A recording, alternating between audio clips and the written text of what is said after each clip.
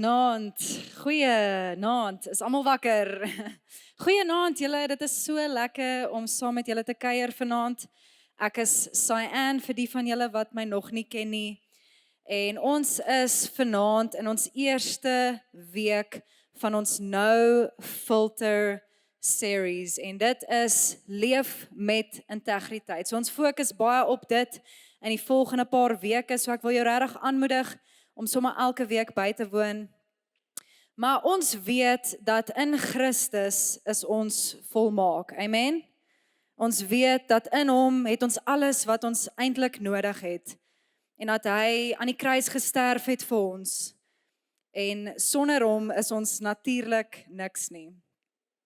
Maar hoeveel keer val ons in die gat om 'n filter op ons lewens te wil sit? Ek weet nie van julle nie, maar ek love 'n filter op my fotos. Wie van julle hou ook van 'n filter? Niemand. Okay, dis net ek. Dis nou awkward. Maar ek love dit om 'n filter op my fotos soms te sit, want dit enhance die foto, né? Dit lyk net soveel cooler. En baie keer val ons in die gat om hierdie eintlik toe te pas op ons eie lewens. Ons wil 'n filter oor ons lewens sit, ons wil 'n masker dra, ons wil goed soms bietjie wegsteek of 'n front opsit oor iets wat ons eintlik nie is nie, maar op die einde van die dag weet ons dat ons eintlik nie eerlik is met onsself as ons dit doen nie. Nou ek wil vanaand vir jou die vraag vra, wat is integriteit? So draai gou-gou na die persoon langs jou of agter jou as daar nie iemand langs jou is nie en vra vir hulle, wat is integriteit? Gee vir hulle jou beste opsomming van wat jy dink integriteit is.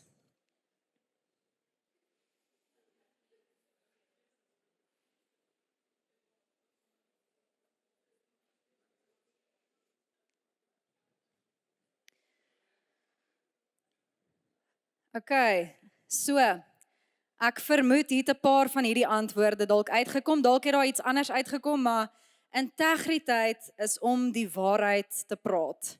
Integriteit is om nie 'n masker te dra nie, maar om eg te wees aan wie jy is.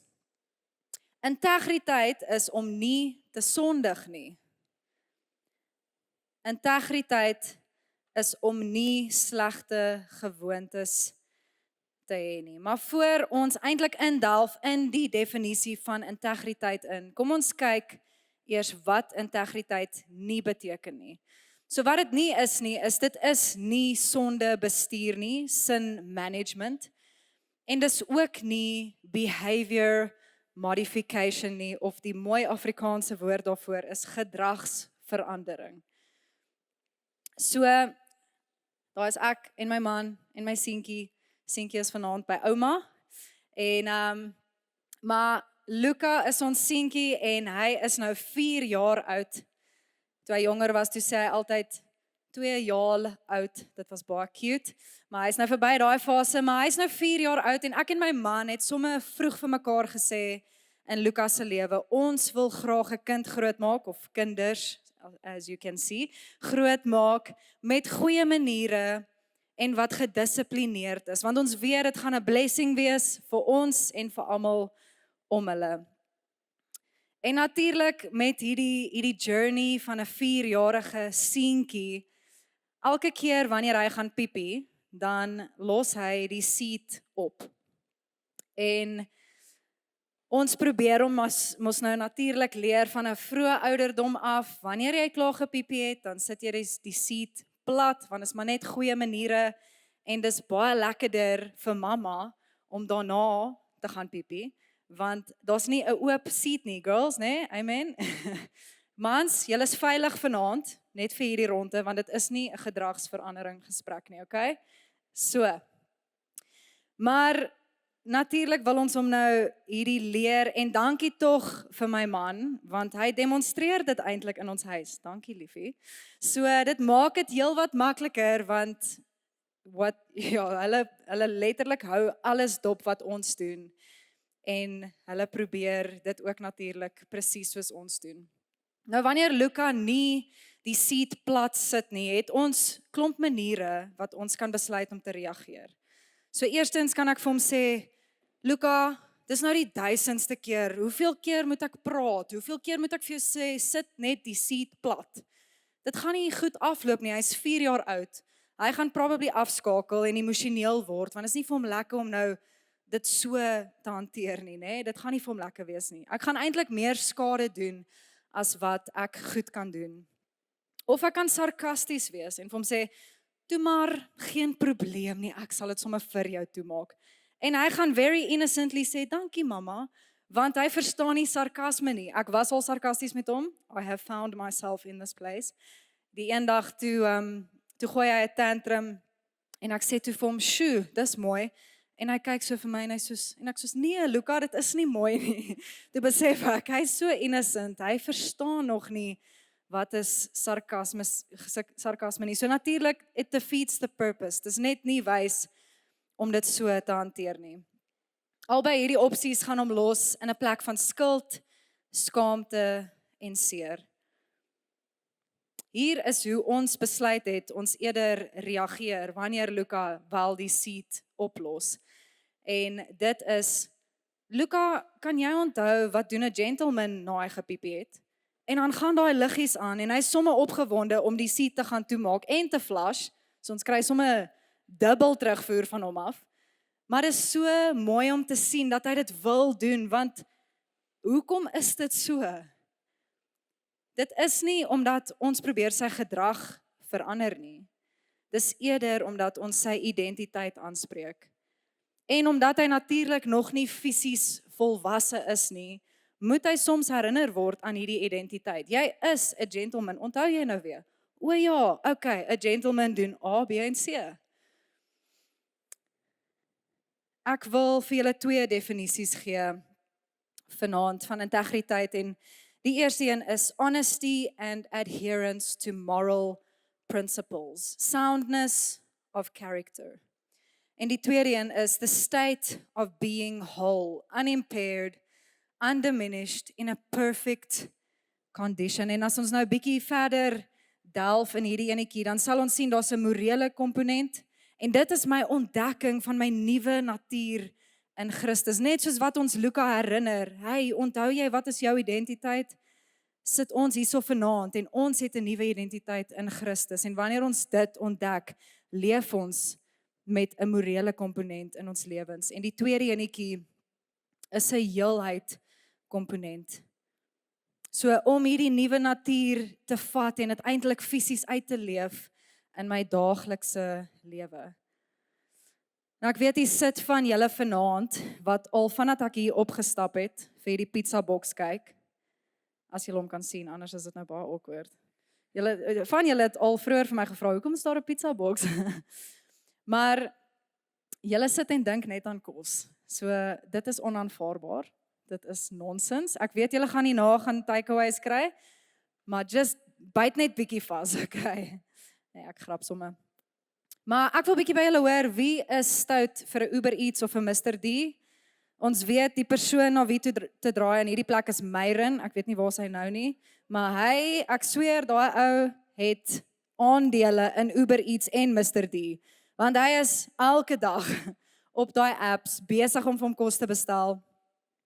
En so as jy wonder oor enige promotions of enigiets, asseblief praat met hom na die tyd, hy kan jou ophoek met ietsie. Maar verbeel jou, jy bestel 'n pizza by Uber Eats. En jy bestel by Pizza Perfect, en jy wag geduldig vir hierdie pizza om daar aan te kom, as one does, or as one should. Soms raak ons bietjie hangry, né, girls? Is dit net ek? Maar jy bestel hierdie pizza en natuurlik verwag jy om 'n pizza te kry, dit lyk amazing. En hierdie ou kom daar aan en hy klim van sy skooter af en hy maak sy tupperwareetjie oop daar agter op die skooter en hy druk sy hand in die tupperware in en hy haal 'n pizza uit maar sonder 'n boks. Dit gaan bietjie frowned upon wees, né? Ek sien van julle reaksies soos wait what? En die olie drup so by sy arm af en die kaas hang so aan die kant en die pizza is half, hy hou dit eintlik maar net in die lug met genade en hoop dat die ding nie op die grond val nie. Wat gaan jou reaksie wees? Jy gaan nie baie impressed wees nie, né? Behalwe as jy my man is, gaan jy dalk negotiate en probeer so 50% discount net kry op die order. Want ek meen, hy het al admit dat hy Cinnabon al van Menlyn se vloer afgeëet het, which is gross. En hy brag oor dit, so ek gooi hom nie onder die bus nie. Hy sê dit maak hom sterk. What doesn't kill you makes you stronger.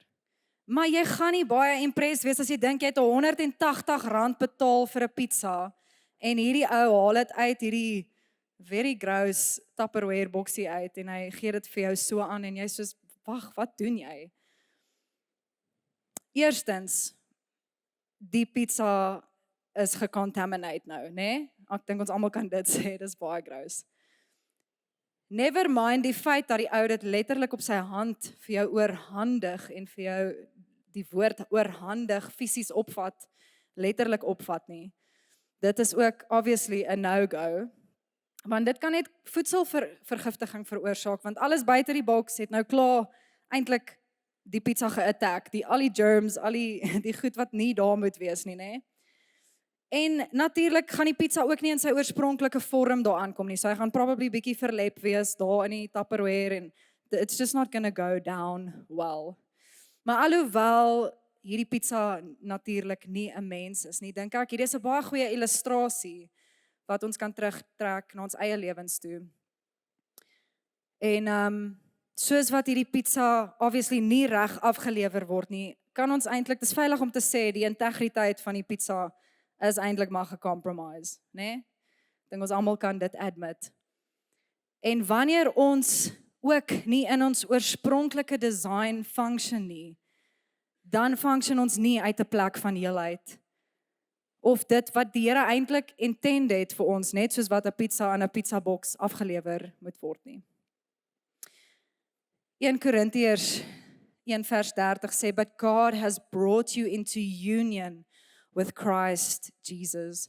And God has made Christ to be our wisdom. By him we are put right with God. We become God's holy people and are set free." En as ons daai skrif lees, kan ons eintlik heel duidelik sien dat dit niks het met ons te doen nie. By him we are put right with God. Kan julle sien dat dit nie is iets wat ek kan doen nie, dis nie 'n performance ding nie, dis nie iets wat ek kan najaag nie, dis 'n identiteitsding, dis 'n postuur ding. Nou kom die vraag, hoe leef ek 'n no filter lewe? Hoe lewe ek 'n lewe van ware integriteit? En ons gaan bietjie in die boek van Jesaja indelf vanaand. So ek wil hê, haal gou jou Bybel uit as hy op jou Bybel app op jou foon is. Ons blaai na Jesaja 6 toe.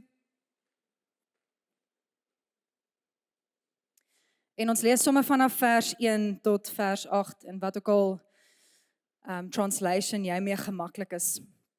Julle is welkom om saam met my te lees. In the year that King Uzziah died, I saw the Lord high and exalted, seated on a throne, and the train of his robe filled the temple.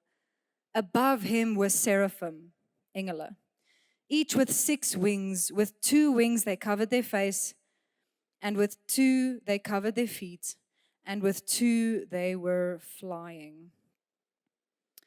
And they were calling to one another,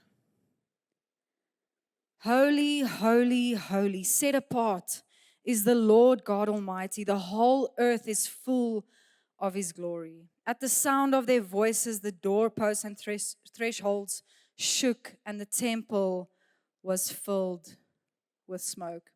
En hier ry die Here vir Jesaja practically raak met 'n padkoubus. En Jesaja sê, "Woe to me," I cried, "I am ruined, for I am a man of unclean lips. And I live among a people of unclean lips, and my eyes have seen the King, the Lord Almighty." Then one of the seraphim, die engele, flew to me with a live coal in his hand, which he had taken with tongs from the altar. With it, he touched my mouth and said, "See, this has touched your lips. Your guilt is taken away and your sin atoned for." Then I heard the voice of the Lord saying, "Whom shall I send? And who will go for us?" And I said, "Here am I, send me." En ek wil net so 3 punte uitlig vanaand oor Jesaja se belewenis in Jesaja 6. En die eerste punt is humbled to holy. Hy was op 'n plek waar hy die Here gesien het. Dit was nou 'n visioen, maar dit was so kragtig en so real. En hy het nie besef dat hy eintlik heilig kan wees soos Jesus nie. Nou net om vir julle 'n bietjie konteks te gee, hy was in die tempel en in daai dae as jy in die tempel ingegaan het, was daar een van 3 goed wat met jou kon gebeur het. So eerstens, as jy onrein was, kon jy letterlik dood neerval in die tempel wanneer jy die Here se heerlikheid aanskou of sy heiligheid aanskou. Die tweede ding is jy kon fisies nie function nie.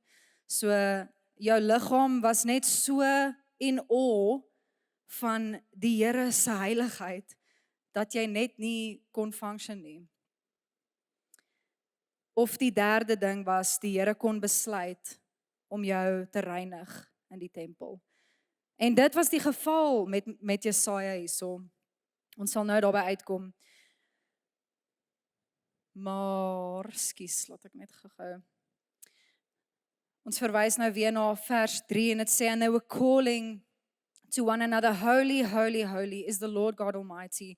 The whole earth is full of his glory. At the sound of their voices, the doorpost and thresholds shook and the temple was filled with smoke." Imagine jy staan daar in die tempel en jy beleef hierdie eerstehands. Ek dink dit was 'n crazy experience. Ek dink die mens vat dit ligtelik op vir waar Jesaja was in sy lewe. Hy het daar ingestap. Hy het geweet hy is 'n sondige natuur. En hy het daar gestaan in die Here se teenwoordigheid en gedink, maar hoe is ek enigsins goed genoeg om hier te staan? En hy reageer met hierdie gepaste reaksie. Woe to me. En daai woe beteken a cry of conviction. I am ruined, for I am a man of unclean lips. En immediately bely hy en hy sê, ek is nie rein nie. Hoe het ek die voorreg om hier te staan voor my koning? Die tweede een is from disqualified to transformed. Van gediskwalifiseer na getransformeer. Vers 6. Then one of the seraphim flew to me with a live coal in his hand, which he had taken with tongs from the altar. With it he touched my mouth and said, "See, this has touched your lips. Your guilt is taken away and your sin atoned for." En wat vir my so mooi is van hierdie, is dat die Here eintlik Jesaja se unfiltered, no filter hart gesien het in daai oomblik. Die ware hy, the real him. Hy het sy hart raak gesien. Hy het nie in sy sonde vasgekyk nie. En Jesaja was geruk in daai oomblik toe hy sy heiligheid gesien het. Maar wat vir my ook so mooi was van hierdie, is dat die engel die Here het die engel gestuur om sy lippe te kom reinig. En wat beteken dit? Dis nie net hierdie foreign concept nie. Dit beteken dat die Here reconciliation gebring het tussen Jesaja en hom. Hy het geweet hy kan nou in verhouding staan met hom sonder om skuld, skaamte en seer te beleef. En die derde punt is called for more. En dit sê, "Then I heard the voice of the Lord saying, Whom shall I send and who will go for us? And I said, Here am I, send me. En hier kan ons sien dat Jesaja uit 'n totale plek van oorgawe, 'n totale plek van surrender, net alles kom neerlê en hy staan nie daar en dink as toe die Here vir hom vra, wie gaan ek stuur? Toe sê hy soos nee, jy kan sommer hierdie ou stuur. Ek weet nie of ek reg is om te gaan nie. Dalk moet hierdie ou gaan. I just don't know if I'm the fit. Hy het immediately die verantwoordelikheid gevat vir sy lewe en vir sy verhouding tussen hom en die Here. En gesê, here am I, send me. Ek is reg om te gaan, ek wil uitgaan, ek wil 'n verskil gaan maak.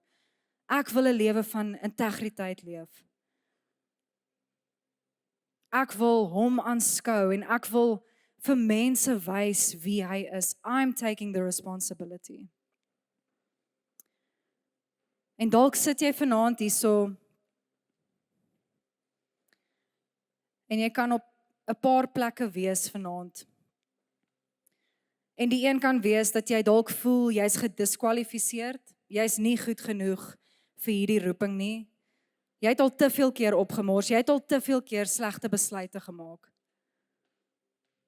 Maar hy kom herinner jou vanaand aan daai identiteit. Die tweede plek kan wees dat jy dalk hierso sit vanaand en jy dink, sjoe, dalk het ek nou hierdie verlang genoeg net afgesit in my lewe en gedink, nee wat, die Here kan ander mense gebruik. Hoekom wil hy my gebruik? Al wat die Here kort is 'n instrument, iemand wat ja sê. Iemand wat sê, Here, ek wil 'n lewe van integriteit lewe. Ek wil uitgaan en 'n verskil maak. Here am I, send me. Ek wil afsluit met 'n quote van C.S. Lewis en dit sê, integrity is doing the right thing even when no one is watching. En die laaste enetjie, the most integrous thing we can do is respond to God's call. En ek wil jou vra vanaand, dalk is jy op een van daai twee plekke wat ek nou genoem het. Jy voel of gediskwalifiseer vir jou verlede of jy voel dalk hierso en dink, yes, ek kan eintlik bietjie relate met die storie van Jesaja op hierdie stadium in my lewe. Ek voel nie ek is iemand wat tans 'n no-filter lewe leef nie. Ek voel nie ek is tans iemand wat met integriteit lewe nie. Hier is nie om jou bloot te stel vanaand nie. Ons wil jou bedien vanaand. Want jy is goed genoeg om in sy roeping te loop en sy identiteit te stap, want hy het dit vir jou gegee. Hy het vir jou 'n nuwe natuur gegee. Hy het vir jou 'n nuwe identiteit gegee. Of dalk is jy die tweede persoon vanaand, so niemand gaan weet watter een met jou hart tans resoneer nie. Hierdie is tussen jou en die Here. Dalk is jy die persoon wat sê, ek wil hierdie calling aanvaar, hierdie roeping wat die Here vir my oor my lewe gespreek het. I want to react to that tonight. Ek wil reageer op dit. En ek wil eintlik vra dat die voltydse span sommer net daar agter sal gaan staan asseblief. En as jy voel een van daai twee plekke is waar jy is vanaand, wil ek vir ons 'n oomblik gee waar jy net kan respond. Ons gaan aangaan met die worship, maar jy is welkom om hulle te approach en hulle wil saam met jou bid vanaand. Waar ook al jy jouself bevind op hierdie twee plekke. Kan ons dit doen?